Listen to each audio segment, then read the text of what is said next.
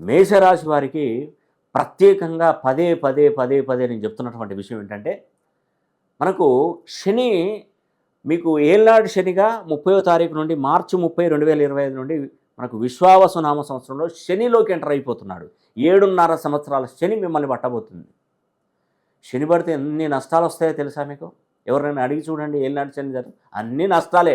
డబ్బులు నష్టాలే, వివాహ జీవితంలో ఇబ్బందులే, పిల్లల విషయంలో నష్టాలే, అన్నీ అన్నీ మనకు ఉచ్చుబడినట్టు, అంటే ఇదంతా మెడకు ఉచ్చుబడినట్టుగా అయిపోతుందండి. కానీ శని మంచివాడండి.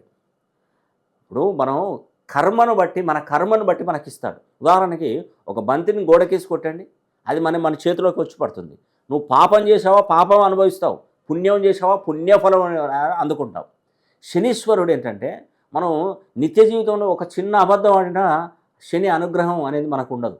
కాబట్టి ఏం చేయాలంటే, మనం శని హోమం ద్వారానే సాధ్యపడుతుంది.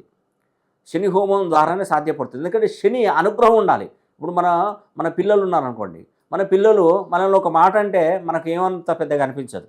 అదే బయటివాడు మనల్ని ఒక మాట అంటే ఏమనిపిస్తుంది? కోపడతాం, కోపంగా చూస్తాం. అదేవిధంగా శని హోమం జరిపించుకుంటే ఏమవుతుందంటే, శని మన మీద అనుగ్రహం కురిపిస్తాడు. ఇది ఫైనల్. ఇది 30వ తారీఖు, 28వ తారీఖున శని హోమం చేస్తుంది ఫైనల్. మళ్ళీ 30 సంవత్సరాల దాకా అనుగ్రహం అనేది వాడు. కాబట్టి కింద స్క్రోల్ నంబర్ కాల్ చేసి శని హోమానికి